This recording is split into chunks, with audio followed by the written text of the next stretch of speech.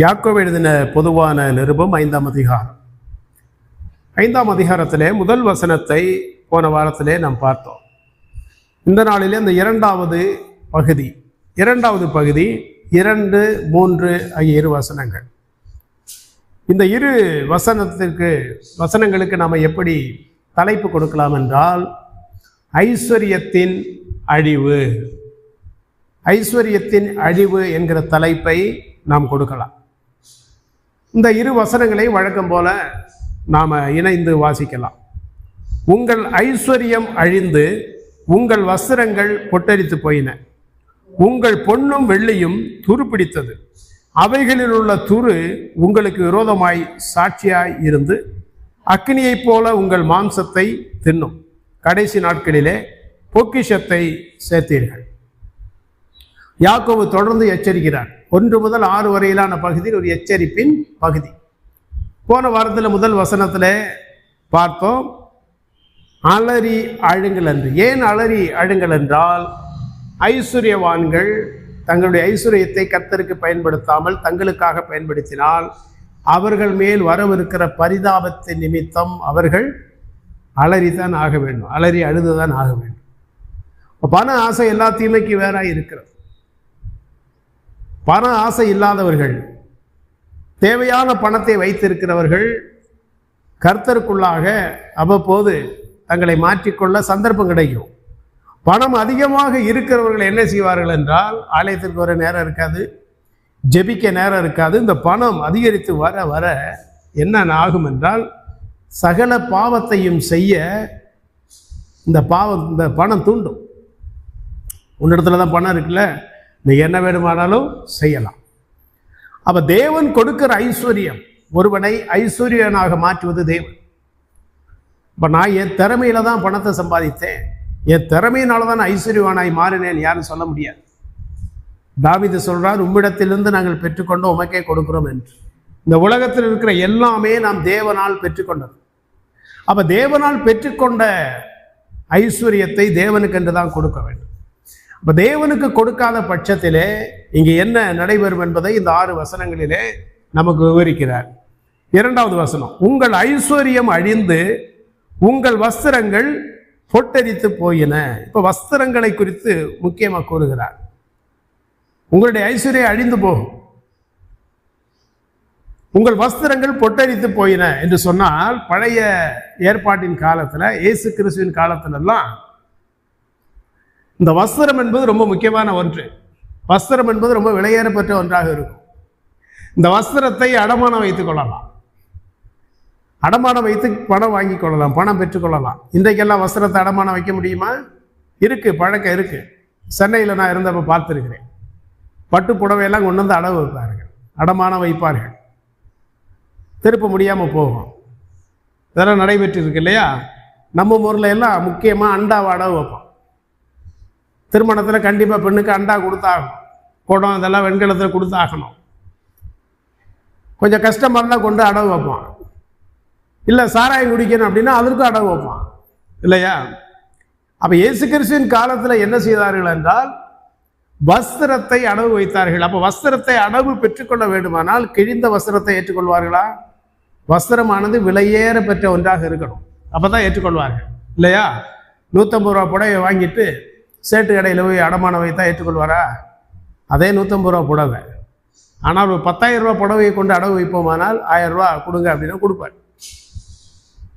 இது எதை குறிக்கிறது என்றால், இப்போ பழைய நாட்களிலே வாழ்ந்த மனிதர்கள் தங்கள் வஸ்திரத்தின் நிமித்தம் பெருமையை தேடினார்கள், ரொம்ப பெருமை உள்ளவர்களாக காணப்பட்டார்கள். அந்த வஸ்திரமானது அவர்களை ஐஸ்வர்யவான்கள் என்று காண்பித்தது.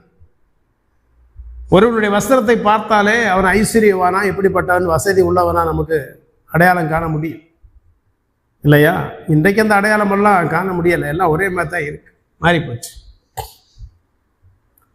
அப்ப யாக்கோபு என்ன கூறுகிறார் என்றால், உங்கள் ஐஸ்வர்யம் அழிந்து உங்கள் வஸ்திரங்கள் பொட்டரித்து போயின. அப்ப வஸ்திரத்தை என்ன பண்ற, நீ வாங்கி அதை உபயோகப்படுத்தாம என்ன பண்ணுகிறார் என்றால் அப்படியே பீரோல வச்சிடுற. உபயோகப்படுத்தாம பெருமைக்காக வைக்கும் போது அங்கே என்ன ஆகுறது, கொஞ்ச நாள் அது பொட்டரித்து போகும் இல்லையா? நாம கூட வீடுகளில் துணியை வைக்கும் போது அந்துருண்டை அப்படின்னு வாங்கி போடுறோம். எதுக்கு போடுறோம்? கரப்பாம்பூச்சி கடிச்சிடக்கூடாது. கொஞ்ச நாள் ஆகி போனால் அந்த துணி கெட்டுப்போ. அப்ப இந்த ஐஸ்வர்யவான்கள் என்ன செய்தார்கள் என்றால், இந்த வஸ்திரத்தை வாங்கி அவர்களும் பயன்படுத்தாமல் மற்றவர்களுக்கும் பயன்படுத்தாமல் அடுக்கி வைத்து விடுகிறார்கள் பெருமைக்காக. இதே போலதான் பணம். முதல்ல என்ன சொன்னார்? உங்கள் ஐஸ்வர்யம் அழிந்து. நிறைய பேர் என்ன பண்றான்னா, பணத்தை வாங்கி அரசாங்கத்துக்கு கணக்கும் காட்டுறதில்லை, வரி கட்டுறதும் இல்லை. அந்த பணத்தை என்ன பண்ணுவான்னா சேர்த்து 1000 ரூபா தாள் மாற்றினார்கள், ஞாபகம் இருக்கா? பல ஆண்டுகள் ஆயிடுச்சு இல்லையா? 1000 ரூபா தாள் செல்லாது அப்படின்னு சொன்ன உடனே இந்த பதுக்கி வச்சிருந்தவன என்ன பண்ணான்? மாற்ற முடிஞ்சா? முடியலை. அங்கங்கே கொண்டு சாக்கு முட்டையில் கட்டி அங்கங்கே போட தீய வச்சு கொளுத்த அந்த பணம் ஒன்றும் இல்லாமல் போச்சு.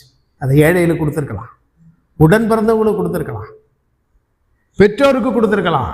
யாருக்குமே கொடுக்காம, சபைக்கு கொடுக்காம, ஊழியத்துக்கும் கொடுக்காம, அரசாங்கத்துக்கு கணக்கும் காட்டாம என்ன பண்ணா? இந்த பணத்தை எல்லாம் சேர்த்து வச்சான். கடைசியில் கொண்டு குப்பையில போட வேண்டிய சூழ்நிலை வந்தது.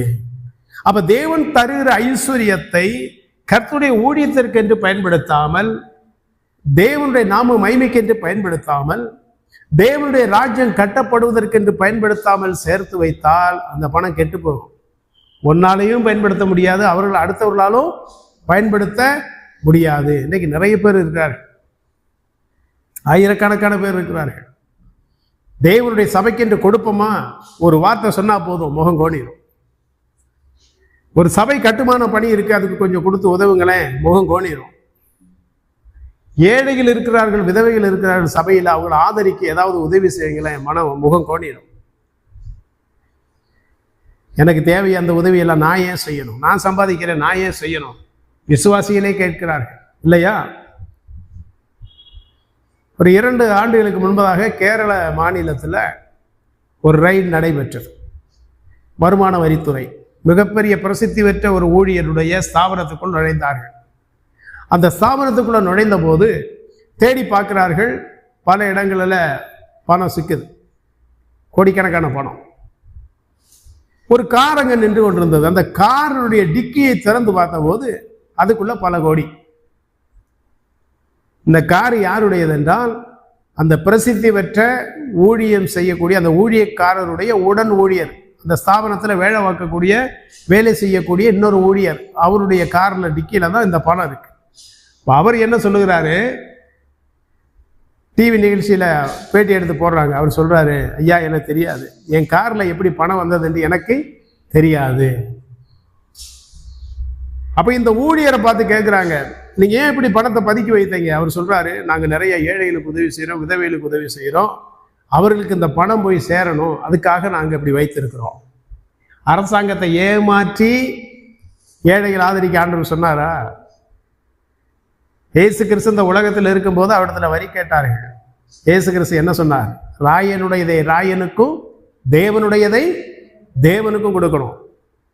நிறைய ஊழிய ஸ்தாபனங்கள்ல தவறு நடக்குது, கணக்கு காட்டுறது இல்லை, தவறான கள்ள கணக்குன்னு சொல்லுவாங்க, கள்ள கணக்கு. ஆமா இல்லையா? அப்போ சரியா கணக்கு காட்டுறது இல்லை, ஏமாத்துற வேலை. ஆனால் தேவனுடைய சித்தம் என்ன? தேவன் உனக்கு ஐஸ்வர்யத்தை கொடுத்திருக்கிறார் என்றால் அதை பதுக்கி வைப்பதற்கு அல்ல, அதை அழிந்து போகும். மற்றவர்களுக்கு பிரயோஜனம் இல்லாத விதத்தில் நீ சேர்த்து வைத்தால் அது ஒன்றுமில்லாமல் போகும், அழிந்து போகும். ஆனபடினால ஐஸ்வர்யவான்களாக காணப்படுகிற விசுவாசிகள் கவனமா இருக்கணும், ஜாக்கிரதையா இருக்கணும். உனக்கு அழிவு வராதபடிக்கு, உனக்கு நிர்பந்தம் வராதபடிக்கு, நீ பரிதாபத்துக்கு உள்ளாக மாற்றப்படாதபடிக்கு, உனக்கு கிடைக்கக்கூடிய வருமானத்தை உன் செலவு போக தேவனுக்கென்று நீ என்ன செய்யணும்? பயன்படுத்தியே ஆகணும். தேவனுடைய ராஜ்யத்தை கட்டியே ஆகணும். அடுத்த வசனத்தை வாசிக்கலாம், நேரம் இல்லை. உங்கள் பொன்னும் வெள்ளியும் துருப்பிடித்தது, படிங்க. அவைகளில் உள்ள துரு உங்களுக்கு விரோதமாய் சாட்சியாய் இருந்து அக்கினியை போல உங்கள் மாம்சத்தை தின்னும் கடைசி நாட்களிலே பொக்கிஷத்தை சேர்த்தீர்கள். பணக்காரர்களை பார்த்து மறுபடியும் சொல்றேன், உங்கள் பொன்னும் வெள்ளியும் துருப்பிடித்தது. துருப்பிடிக்கன்னா என்ன செய்யணும்? யாராவது எந்தாவது பொருளை மனப்பூர்வமா துருப்பிடிக்க வைப்பார்களா? துருப்பிடிக்கிறது என்றால் எந்த ஒரு பொருள் பயன்படுத்தப்படாமல் இருக்கிறதோ நல்லா கவனிக்கணும். எந்த பொருள் பயன்படாமல் இருக்கிறதோ அதான் துருப்பிடிக்கும். அப்ப பல நாட்களாக நீ பொன்னையும் வெள்ளியும் சேர்த்து வைத்திருக்கிற, நீயும் பயன்படுத்தல, அடுத்தவனுக்கும் கொடுக்கல. அப்ப அதை என்ன செய்யும்? துருப்பிடிக்கும். அந்த துருக்கள் என்ன செய்யுதுன்னு சொன்னா உனக்கு விரோதமாய் சாட்சியா இருக்கு. என்ன சாட்சி? அந்த துரு வந்த பார்த்து சொல்லுது, இந்த பீரோல வைத்திருக்கிற பணம் இருக்கு இல்லையா, வெள்ளி இருக்கு இல்லையா, நகை இருக்கு இல்லையா, இதை நீயும் பயன்படுத்தல, மற்றவர்களுக்கும் கொடுக்கல, நான் பிடிச்சுக்கிட்டேன், நானே உனக்கு சாட்சி.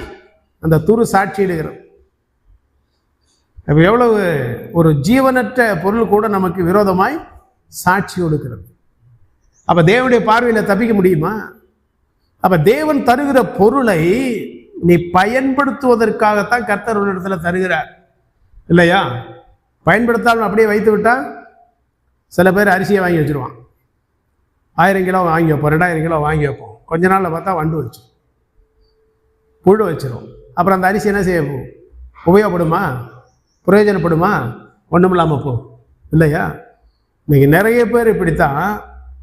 வஸ்திரங்கள் ஆனாலும் கொஞ்சம் பழமையான வஸ்திரத்தை ஏழையில் கொடுப்பான்னு பார்ப்பான்னு, அதுவும் கொடுக்க மாட்டான். என்னத்துல பணம், இவ்வளவு பணம் இருக்குதே, இறக்கப்பட்டு மற்றவனுக்கு உதவி செய்வோமா? செய்ய மாட்டோம். ஏதோ ஆலயத்தில் வந்து எப்படியா கொஞ்சம் அப்படியே காணிக்கையை போட்டு பாஸ்டரை ஏமாத்திட்டு கடவுளையும் கண்ணை கட்டிட்டு அப்படியே போயிடுது. அப்போ என்ன நினைக்கிறான்? நம்ம ஆண்டவரை ஏமாத்திடலாம், வஞ்சித்தரலாம் இல்லையா? நிறைய இடங்களில் நடைபெறுது. ஆனால் வேதம் என்ன சொல்லுகிறது? துரும்பானது உனக்கு விரோதமாய் சாட்சியிடும், கவனமாயிரு. அக்கினியை போல உங்கள் மாம்சத்தை தின்னும். அக்கினி மாம்சத்தை எப்படி தின்னும்? கொஞ்ச நேரம் தான் இல்லையா? பண ஆசை என்பது அதை விட மோசமானது. பணத்தை சேர்த்து வைப்பது அதை விட மோசமானது. பணம் சம்பாதிப்பது தவறு அல்ல, நல்லா கவனிக்கணும். பணம் சம்பாதிப்பது தவறு அல்ல, அதை குவித்து வைக்கக்கூடாது. சேர்த்து வைக்கிறது வேற, குவித்து வைக்கிறது வேற. என் பிள்ளைகளுடைய படிப்புக்காக நான் கொஞ்சமாக சேர்த்து வைக்கிறேன், தப்பல்ல, அது பாவம் அல்ல. என் மகளுடைய திருமணத்திற்காக நான் கொஞ்சமாக சேர்த்து வைக்கிறேன், தவறு அல்ல. எதிர்காலத்தில் எனக்கு ஒரு வீட்டுக்காக நான் சேர்த்து வைக்கிறேன், தவறு அல்ல. ஆனால் அளவுக்கு அதிகமான பணத்தை, உன் தேவைக்கு மிஞ்சின பணத்தை அரசாங்கத்துக்கும் கணக்கு காட்டாம, யாருக்கும் கணக்கு காட்டாம சேர்த்து வைக்கிற பாரு, குவித்து வைக்கிற பாரு, அது பாவம். அது தேவனுக்கு விரோதமாய் சாட்சியிடும். அந்த பணமே உனக்கு விரோதமாய் வந்துவிடும். அப்போ உங்கள் மாம்சத்தை தின்னும் கடைசி நாட்களிலே பொக்கிஷத்தை, கடைசி நாட்களில் இருக்கிறோம், நம்ம கடைசி காலத்தில் வாழ்ந்து கொண்டிருக்கிறோம். கடைசி காலத்தில் 2 விதமாக எடுத்துக்கொள்ளலாம். இயேசு கிறிஸ்துவின் வருகை நமக்கு கடைசி காலமாக இருக்கும். அதே வேளையிலே இந்த உலகத்திலே வாழும்போது, இந்த உலகத்தை விட்டு கடந்து போகிறோம் இல்லையா, மரணம் வரும் இல்லையா, அந்த மரண நாட்கள் நெருங்க நெருங்க நமக்கு இந்த உலகத்தில் கடைசி நாட்கள். அப்போ கடைசி காலத்தை நோக்கி போய்கொண்டிருக்கிற நான், தேவன் எனக்கு தந்த ஐஸ்வர்யத்தை நான் என்ன செய்யணும்? அவருடைய நாம மகிமைக்காக பயன்படுத்தணும். ஒரு சில வசனங்களை வாசிக்கலாம். லூக்கா எழுதின சுவிசேஷம் 12ஆம் அதிகாரம் 20, 21 ஆகிய 2 வசனங்களை வாசிக்கலாம். தேவனோ அவனை நோக்கி, மதிகேடனே, உன் ஆத்துமா உன்னிடத்திலிருந்து இந்த ராத்திரியிலே எடுத்துக்கொள்ளப்படும். அப்பொழுது நீ சேகரித்தவைகள் யாருடையதாகும் என்றார். ஐஸ்வர்யவான், ஏற்கனவே அவனை பற்றி பார்த்தோம். நிலம் நன்றாக விளைந்தது, இவன் தானியத்தை எல்லாம் சேர்த்து வச்சு, என் ஆத்துமாவே பல ஆண்டுகளுக்கு உனக்காக நான் எல்லாவற்றையும் சேர்த்து வச்சுட்டேன், நீ கவலைப்பட வேண்டிய அவசியமே இல்லை. ஆனால் ஆண்டவர் என்ன சொல்றார்? தேவனோ அவனை நோக்கி, மதிகேடனே, உன் ஆத்துமா உன்னிடத்தில் இந்த ராத்திரியிலே எடுத்துக்கொள்ளப்படும். அப்பொழுது நீ சேகரித்தவைகள் யாருடையதாகும். நிறைய பேர் அப்படித்தான் சேர்த்து வச்சுட்டு போயிடுறான். மரிக்கும் போது அது யாருக்கும் பிரயோஜனம் இல்லாமல் போயிடும் இல்லையா? அடுத்து என்ன கூறுகிறார்? தேவனிடத்தில் ஐஸ்வர்யவானாய் இராமல் தனக்காகவே பொக்கிஷங்களை சேர்த்து வைக்கிறவன் இப்படியே இருக்கிறான் என்றார். அப்ப தேவனிடத்தில் ஐஸ்வர்யவானாய் இருத்தல். அப்ப தேவனிடத்தில் ஐஸ்வர்யவானாய் இருத்தல் என்றால் என்ன? அதற்கு விளக்கம் என்ன? எப்படி அதை விளங்கி கொள்ளலாம்? உலகத்தில் ஐஸ்வர்யவானாய் இருக்கிறோம், தேவனிடத்துல எப்படி ஐஸ்வர்யவானாய் இருப்பது? மத்தேயு எழுதின சுவிசேஷம் 6ஆம் அதிகாரத்துக்கு வாங்க. மத்தேயு எழுதின சுவிசேஷம் 6ஆம் அதிகாரம் 19 முதல் 24 வரையிலான பகுதியை வாசிக்கும் போது இயேசு கிறிஸ்து அதுக்கு தெளிவான ஒரு விளக்கத்தை கொடுக்கிறார். இப்ப 19, 20 மட்டும் நம்ம வாசிக்கலாம். 19, பூமியிலே உங்களுக்கு பொக்கிஷங்களை சேர்த்து வைக்க வேண்டாம், இங்கே பூச்சியும் துருவும் அவைகளை. யாக்கோபு என்ன சொன்னாரு? துரும்பு உனக்கு விரோதமாய் சாட்சியிடும். இங்க இயேசு கிறிஸ்து சொல்றாரு, இங்கே பூச்சியும் துருவும் அவைகளை கெடுக்கும், இங்கே திருடரும் கண்ணமிட்டு திருடுவார்கள். அடுத்தது, பரலோகத்திலே உங்களுக்கு பொக்கிஷங்களை சேர்த்து வையுங்கள், அங்கே பூச்சியாவது துருவாவது கெடுக்கிறதும் இல்லை, அங்கே திருடர் கண்ணமிட்டு திருடுகிறதும். அப்ப தேவனிடத்தில் ஐஸ்வர்யவானாய் இருத்தல் என்றால் என்ன என்று பார்ப்போமானால், தேவனுக்கு முன்பாக நீ பணக்காரனாய் இருக்க வேண்டுமானால் பரலோகத்துல பொக்கிஷத்தை சேர்த்து வைக்கணும். அப்போ பரலோகத்துல பொக்கிஷத்தை சேர்த்து வைக்கணும்னா, மாசம் சம்பளம் வாங்கினோன்னா, தொழில் வருமானம் வந்தோன்னா எந்த பேங்க்ல போய் போடுறது? ஆண்டவர்கிட்ட போய் சேரணும்ல. அப்ப எந்த பேங்க்ல ஓட்ட ஆண்டவர்கிட்ட போகும்? சபையில கொடுக்கலாம், விதவைகளுக்கு கொடுக்கலாம், ஏழைகளுக்கு கொடுக்கலாம், திக்கற்றவர்களுக்கு கொடுக்கலாம், அனாதைகளுக்கு கொடுக்கலாம், ஊழியங்களை தாங்கலாம், சபைகள் கட்டப்படுவதற்கு கொடுக்கலாம், உன் உடன் பிறந்த சகோதர சகோதரிகள் கஷ்டப்படுறாங்க இல்லையா, அவங்களுக்கு கொடுக்கலாம், உன்னை பெற்று வளர்த்து ஆளாக்கின உன் பெற்றோருக்கு கொடுக்கலாம். இதொன்னும் செய்ய மாட்டேன், பேங்கில் தான் என் பணம் இருக்கும். அதனால யாருக்கு லாபம், என்ன பிரயோஜனம்? நீ இப்படி செய்தால், தேவனுடைய ஊழியத்திற்கு நீ கொடுத்தால், மற்றவர்களை ஆதரிப்பதற்காக நீ கொடுத்தால், உன்னுடைய பணத்தினாலே மற்றவர்களை நீ நேசித்தால், உன் பொக்கிஷம் எங்க இருக்கும்? பரலோகத்தில் நீ சேர்த்து வைக்கக்கூடிய பொக்கிஷத்தை திருடவே முடியாது. அப்புறம் பூச்சியும் துரும்பும் அதை கெடுக்கவும் முடியாது, அது பத்திரமா இருக்கும். மத்தேயு 25ஆம் அதிகாரத்தில் நம்ம வாசிக்கிறோம். அன்றைக்கி கடைசி நாட்கள் அநேகர் தேவனுக்கு முன்பாக நிற்பார்கள். அப்போ ஆண்டவர் சொல்வார், நான் பசியாக இருந்தேன், எனக்கு நீர் ஆகாரம் கொடுத்த, நான் வியாதிப்பட்டிருந்தேன், நீ என்ன பார்க்க வந்தீர்கள், அதெல்லாம் சொல்லுவார். இதனுடைய விளக்கம் என்ன? இந்த உலகத்தில் சிறியவர்களாகிய ஒருவர்கள், அதாவது ஊழியர்கள், சிறியவர்களாகிய ஊழியர்கள் அப்படின்னா சின்ன பிள்ளையா இருக்கிற ஊழியர் நினைக்கக்கூடாது. கஷ்டத்தில் இருக்கிற, வறுமையில் இருக்கிற, உண்மை உத்தவமாய் தேவனுடைய ஊழியத்தை செய்யக்கூடிய ஊழியர்களை, விசுவாசிகளை நீ ஆதரிக்கும் போது அதை நீ யாருக்கு செய்கிற? கர்த்தருக்கு செய்கிற, ஆண்டவருக்கு செய்கிற. அப்போ பொக்கிஷம் எங்கே இருக்குது? பரலோகத்தில் இருக்கு. நாம் என்ன செய்கிறோம்? பரலோகத்தில் நம்முடைய அக்கௌண்ட்டை எடுத்து பார்த்தா ஒன்றுமே இல்லை, காலியாக இருக்குது. பூமியில் பேங்க்கில் இருக்குது, ஏன்டா 5 கோடி இருக்குது பிரதர், 100 கோடி இருக்குது பிரதர், 10 கோடி இருக்குது பிரதர், 2 லட்சம் வச்சுருக்கேன், 10 லட்சம் வச்சுருக்கிறேன்.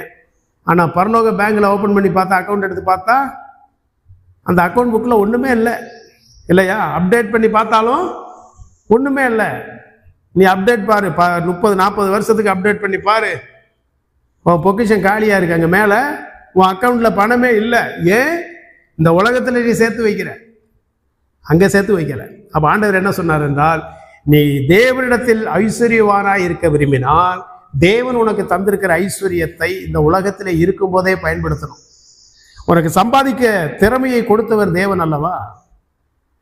அப்படி என்ன செய்யணும்? அந்த சம்பாத்தியத்தை, உன்னிடத்தில் உள்ள பணத்தை சேர்த்து வைத்து, நான் பெரிய பணக்கார், அந்த தெருவில் இருக்கிறத நான் பெரிய பணக்கார், அவர் 10 ஏக்கர் வச்சிருக்கிறார், நான் 30 ஏக்கர் வச்சிருக்கேன், அதுக்குத்தான் ஆண்டவர் கொடுத்தாரா? அதற்காகவா நமக்கு ஆஸ்தியை கொடுக்கிறாரு? அதுக்காக ஐஸ்வர்யாவை மாற்றுகிறார்? அப்போ யாக்கோபு என்ன கூறுகிறார் என்றால், கடைசி நாட்களே வாழ்ந்து கொண்டிருக்கிற விசுவாசியே, ஊழியனே, ஐஸ்வர்யவானாகிய விசுவாசியே, நீ இந்த பூமியில் உனக்கு சேர்த்து வைக்க கூடாது. உன்னுடைய பொக்கிஷம் எங்கே இருக்கணும்? பரலோகத்தில் இருக்கணும். ஒரே ஒரு வசனத்தை வாசித்து நிறைவு செய்யலாம். 21ஆம் வசனம், மத்தேயு 6ஆம் அதிகாரம் 21ஆம் வசனம். உங்கள் பொக்கிஷம் எங்கே இருக்கிறதோ அங்கே உங்கள் இருதயமும் இருக்கும். உங்கள் பொக்கிஷம் எங்கே இருக்கிறதோ அங்கே உங்கள் இருதயமும் இருக்கும். நம்முடைய இருதயம் இன்னைக்கு எங்கே இருக்கு? நாமளே சோதித்து பார்க்கலாம். என் இருதயம் உலகத்திலே இருக்குமே, ஆனால் என் பொக்கிஷம் எங்கே இருக்கு? உலகத்தில் தான் இருக்கு. என் இருதயம் பரலோகத்தில் இருக்குமே, ஆனால் என்னுடைய பொக்கிஷம் எங்கே இருக்கு? அப்போ நான் சிந்திக்கணும், நான் உலகத்தை அதிகமாய் பார்க்கிறேனா, பரலோகத்தை நான் பார்க்கிறேனா?